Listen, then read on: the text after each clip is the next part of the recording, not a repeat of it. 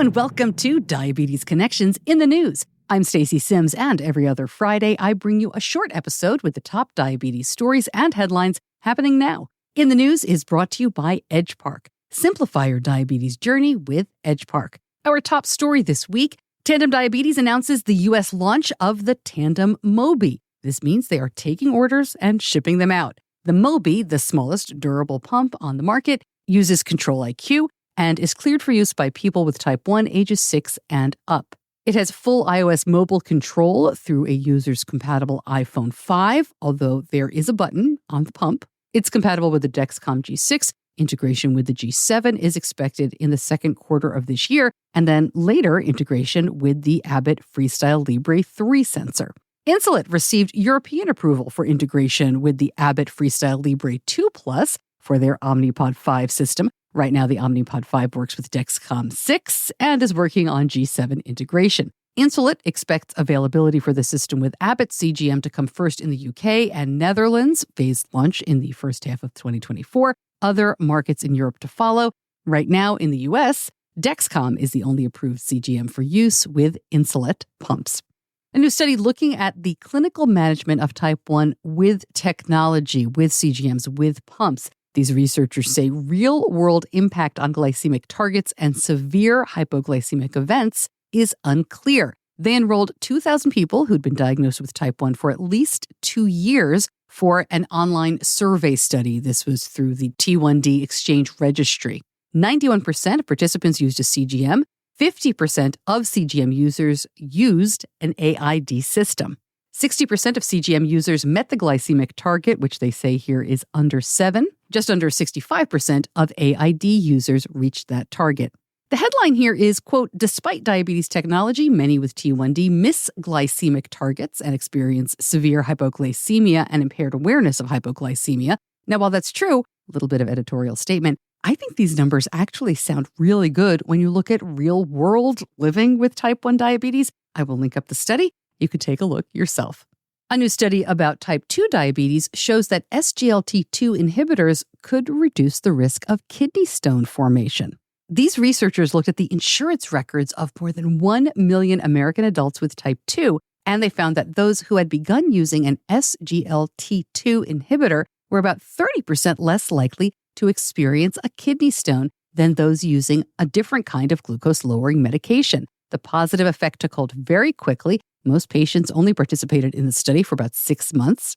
It is worth noting here that the SGLT2 inhibitors, which are brand names like Jardiance and Invokana, outperformed the blockbuster GLP-1 receptor agonist drugs that we hear so much about. This includes Ozempic. Good write-up in Diabetes Daily, and I will link that up along with the other news stories in the show notes. New research shows that gastric bypass surgery in people with type 2 results in lasting remission of the disease even if they regain their weight. Mayo Clinic study here shows that gastric bypass patients were more likely to remain in remission 5 years later, even if the weight is regained, compared with those who had undergone sleeve gastrectomy, who were 5 times more likely to see their diabetes return. So gastric bypass surgery bypasses a part of the small intestine called the duodenum, while sleeve gastrectomy is minimally invasive, it's more popular, works by making the stomach smaller and restricts the amount of food you can actually eat. But these researchers say the duodenum helps regulate the gut metabolic pathway, and bypassing it contributes to possible changes in metabolism, including the regulation of glucose, and a lot more that researchers are just starting to learn. Among the entire group, 75% of gastric bypass patients had their diabetes remain in remission, compared with 34% of those who received a sleeve gastrectomy.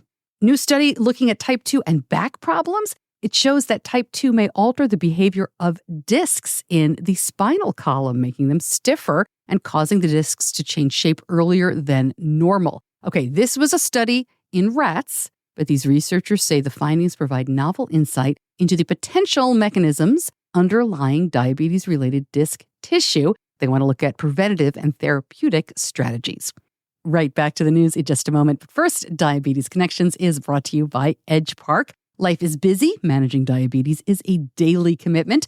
Edgepark can help you say goodbye to the worry of managing your diabetes supplies with a variety of cutting-edge insulin delivery systems from brands like Medtronic and Tandem. Plus, Edgepark accepts most insurance plans and handles the paperwork. so you can simplify your life, your diabetes care, and your budget in one click. Go to diabetes-connections.com, click on the Edgepark logo to learn more. Back to the news, and there's a big new grant to help support research aimed at helping people with type 1 more safely incorporate exercise into their lives. The Helmsley Charitable Trust announced more than $12 million, building on the T1D Exercise Initiative, which is the largest observational exercise study in people with type 1. I'm going to list each of the 7 funded projects here, but again, more information at diabetes-connections.com. The 7 projects are Diabetes Wise for exercise, Educational Intervention to support diabetes guidance for exercise, that's called EDGE, Exercise-specific AID algorithm for type 1, and this is with Tidepool, so if successful, it can enhance their Loop algorithm. The development of a personalized decision support tool using net insulin on board, leveraging new ultra-rapid insulins with AID, and the ultra-rapid insulins here are Afrezza and Lyumjev, whey protein to reduce risk of hypoglycemia during exercise with type 1, and the impact of menstruation on glycemic response and exercise. Really interesting stuff there. There is growing evidence that ongoing inflammation in the mouth, such as that seen in gum disease, in addition to causing bad breath, is associated with serious disease such as type 2. Now, researchers report that when people with type 2 gargled with an antiseptic mouthwash, the numbers of periodontitis-related bacteria decreased, and some patients achieved better control of their blood sugar. A lot more research to go, but these researchers say if they can identify who will respond well to a twice-a-day antiseptic mouthwash, this easy-to-use treatment may improve the lives of people who live with diabetes. And finally, it's been almost a week, but I do want to take a moment and recognize the big role that diabetes played in the Super Bowl last week.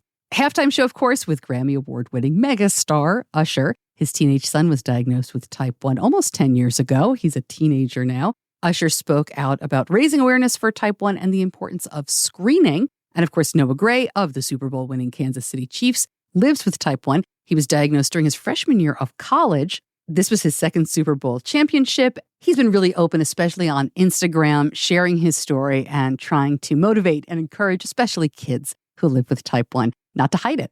And that is it for Diabetes Connections in the News. I hope to see you back here in just a couple of days, whether you're listening on Diabetes Connections or Diabetes Connections Type 2, our new show all for the Type 2 community. We had a great interview on both feeds this past week talking about Stelo, Dexcom's new CGM meant for the Type 2 community, for people who don't use insulin. And of course, I asked a lot of questions for people who do use insulin as well about Dexcom's existing product line. So you can find that show wherever you are listening to this episode.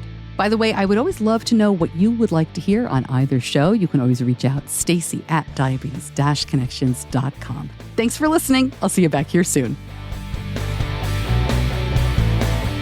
Diabetes Connections is a production of Stacey Sims Media. All rights reserved, all wrongs avenged.